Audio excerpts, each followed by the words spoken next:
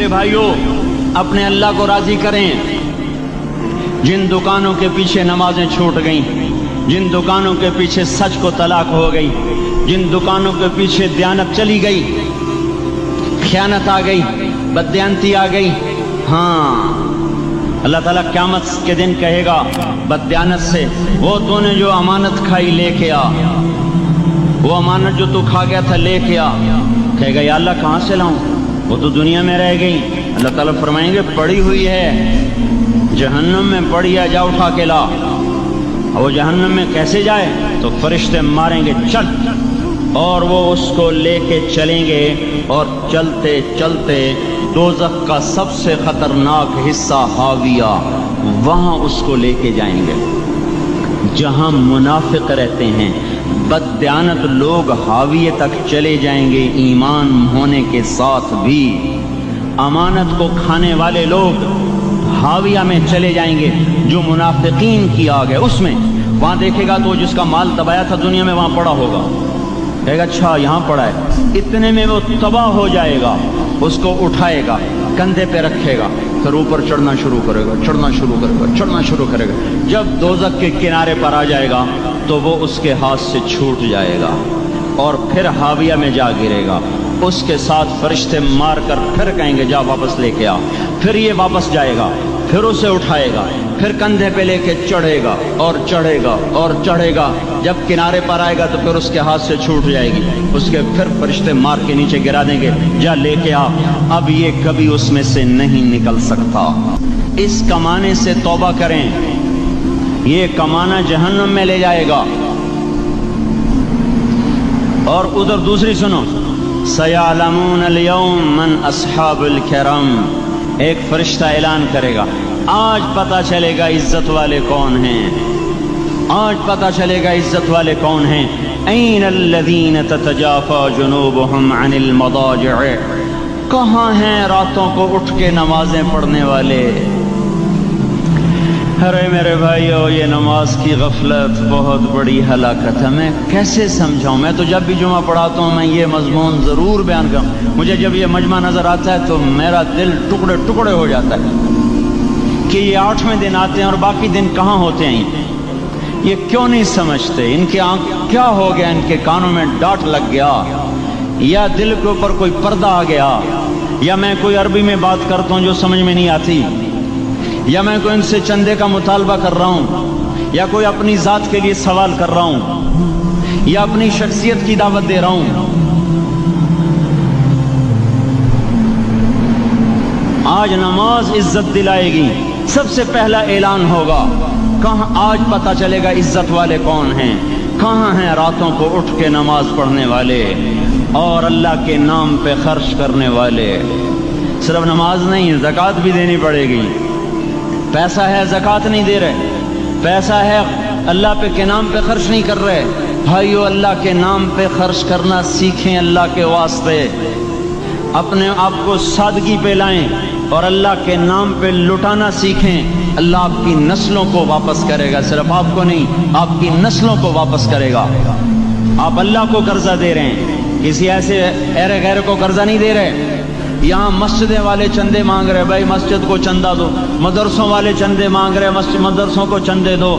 یہ تو مسلمان کی غیرت کے خلاف ہے کہ اللہ کے گھر میں مسجد کے لیے چندہ مانگا جائے، اور کہیں صندوقچیاں پھرا رہے، کہیں وہ جھولیاں۔ ایسی مجھے شرم آتی ہے، یہ کرنے والوں پر بھی میں کیا کہوں، ان کی عقلوں پہ بھی پردہ ہے کہ اللہ کے گھر میں مخلوق کے سامنے جھولی پھیلاتے ہیں، اور پھر ان مسلمانوں کی آنکھوں پر بھی پردہ ہے کہ ان کو غیرت نہیں آتی کہ مسجد کے لیے جھولی پھیلائی جا رہی ہو، اور یہ گھروں میں اچھا خاصا کھاتے پیتے ہوں اور مسجد کے لیے جھولی پھیلائی جائے اور مسجد کے لیے صندوق رکھے جائیں، اور ہر نماز کے بعد مدرسے کے لیے لوگ چندہ مانگ رہے ہوں۔ یہ ایمانی اور غیرت کے خلاف، مسلمان کی سخاوت کے خلاف ہے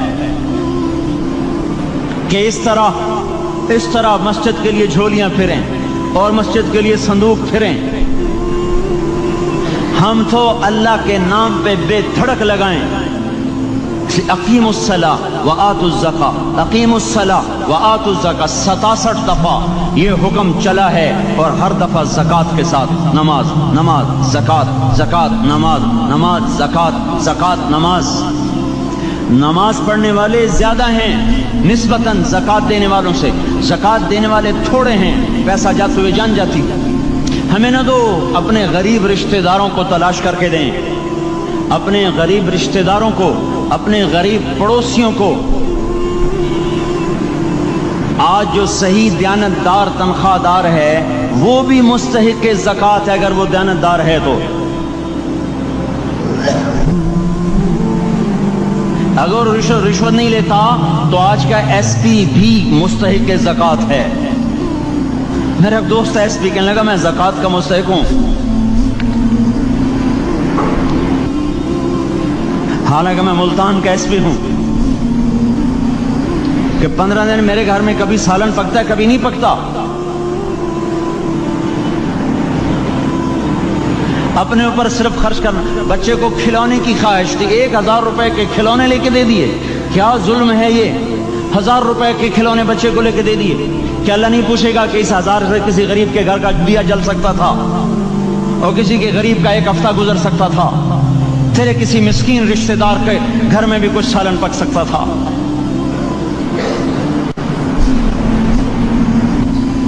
رزق دیا تو اس کا ہوش نہیں کہ اس کا حق ادا کریں، جان دی تو اس کا ہوش نہیں کہ اس کا حق ادا کریں۔ سجدہ جان کا حق ہے، اور زکوٰۃ اور صدقات یہ مال کا حق ہے۔ میں کب اپنے لیے مانگ رہا ہوں؟ میں کہہ رہا ہوں اللہ اپنے غریب رشتہ داروں کو دیں، ان کو تلاش کریں اللہ کے واسطے۔ اپنی بیویوں سے پوچھو سونے کی زکوٰۃ دی ہے؟ دے، ورنہ تو خود پکڑی جائے گی، تیرا زیور تیرے لیے گنجا سانپ بن کے تیری زبان کو ڈسے گا۔ ان کا میں نے تو بچیوں کے لیے سنبھال کے رکھا ہے، اس کی زکوٰۃ دو پھر ٹھیک ہے، ورنہ اسم کو توڑ کے اس کی زکوٰۃ دو، نہیں تو یہ مال پکڑوا دے گا قیامت کے دن۔ نماز نہیں چھڑا سکتی اگر زکوٰۃ نہیں دی، اور زکوٰۃ نہیں چھڑا سکتی اگر نماز نہیں پڑھی۔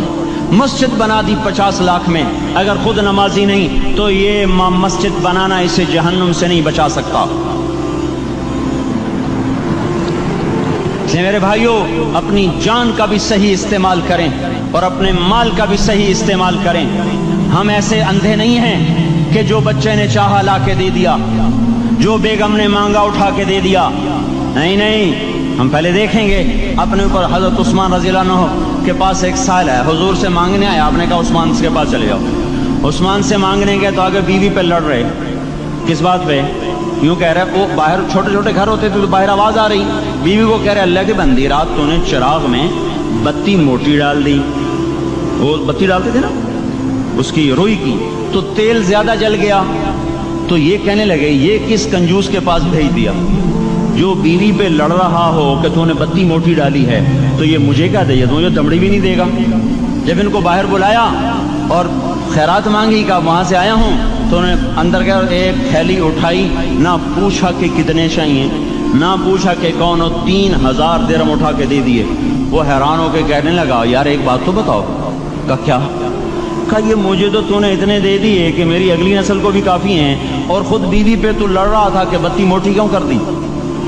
کہنے لگے وہ اپنی ذات پہ خرچ تھا، وہ پھونک پھونک کے کرنا ہے، یہ اللہ کو دے رہا ہوں جتنا مرضی دے دوں، یہ تجھے تھوڑا دے، اللہ کو دے رہا ہوں۔ تو اپنی جان کو بھی لگائیں اللہ پر، اور اپنے مال کو بھی لگائیں اللہ پر۔ اور میرے بھائیوں، اپنی کمائیوں کو حلال پہ لائیں، اور بیویوں کو سمجھا دیں کہ ہم تمہاری خاطر دوزخ میں نہیں جا سکتے۔ یہ ہم اس پر توبہ کریں، اس پر توبہ کریں، اور یہ آبادی ہر وقت ہونی چاہیے مسجد کی۔ چلو کوئی جو جہاں سے بھی آیا ہے مسجد کے عادی بنو میرے بھائیوں۔ ہماری جماعت گئی تھی اردن میں 1991 میں، تو ہم اسرائیل کے بارڈر پر چلے۔ انہوں نے بتایا کہ یہ ہم سے آمد رفت بات چیت ہوتی رہتی ہے، چونکہ کچھ عرب ادھر رہتے ہیں کچھ عرب ادھر رہتے ہیں، رشتہ داریاں ہیں۔ تو کہا یہ یہودی ہم سے پوچھتے ہیں تمہاری فجر میں نمازی کتنے ہوتے ہیں اور تمہارے جمعے میں نمازی کتنے ہوتے ہیں؟ ہم نے پوچھا یہ تحقیق کیوں کرتے ہو؟ ان کا ہماری کتابوں میں یہ ہے کہ جب فجر کی نماز کے نمازی اور جمعے کی نماز کے نمازیوں کی تعداد برابر ہو جائے گی تو یہودی دنیا سے مٹ جائیں گے۔ اب یہاں فجر میں 1.5 صف ہوتی ہے اور جمعے میں باہر بھی صفیں بنی پڑی، چلو میں کہتا ہوں مان لیا 1/3 طبقہ باہر سے آیا ہے، یہ 2/3 تو یہیں سے اٹھ کے آیا ہے، یہ کیوں نہیں ہر نماز میں آتا؟ میرے بھائیوں اپنے حال پہ رحم کریں، اللہ کے واسطے میری پکار کو سنیں۔ میں آپ کو کوئی فلسفہ نہیں سمجھا رہا، میرا روزانہ ہر جمعہ جب آتا ہوں میں یہی مضمون بیان کرتا ہوں، میں روزانہ آپ کو نیا بیان سنا سکتا ہوں۔ 360 دن ہیں، میں اللہ کے فضل سے آپ کو روزانہ نیا 360 دن میں آپ کو 360 نئے بیان سنا سکتا ہوں۔ میں یہاں بیان کرنے نہیں بیٹھتا، اپنا دکھڑا میں روتا ہوں کہ پوری گلستان کالونی جہنم کی طرف جائے اور میں ان کا پڑوسی ہوں اور میں انہیں جہنم میں جاتا دیکھوں اور میری ہائے نہ نکلے تو میں ڈوب کے مر جاؤں۔ جلتا کتا ہم نہیں دیکھ سکتے اور اس ہماری آنسو نکل پڑیں، چوہے کو ہم جلتا نہیں دیکھ سکتے اور میں اتنی شکلوں کو جہنم میں جاتا دیکھوں۔ جس نے فجر آج نہیں پڑھی اس نے پر جہنم کو واجب کر لیا، جو اب آئندہ اثر نہیں پڑے گا اس پر جہنم واجب ہو گئی، پھر میں کیا مضمون بیان کروں، کیا فلسفے بیان کروں؟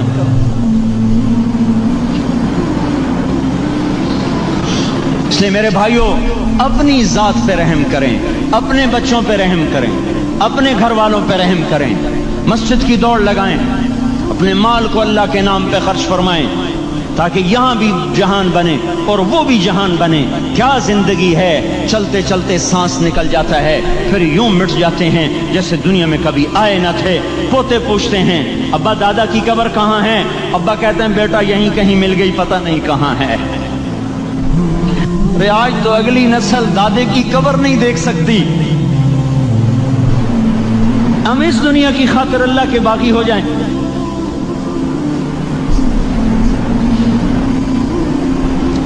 اس بے وفا جہان کی خاطر اللہ سے بغاوت کر جائیں جو ایسا مہربان، جو ایسا کریم۔ تو اس لیے میرے بھائیوں اللہ کے واسطے اللہ کی بارگاہ میں توبہ کریں اور اپنے اللہ کو راضی کریں، یہی میری فریاد ہے، یہی میری پکار ہے۔ میں بھی توبہ کرتا ہوں، آپ بھی اللہ کی بارگاہ میں توبہ کریں کہ کوئی کام اللہ کی منشا کے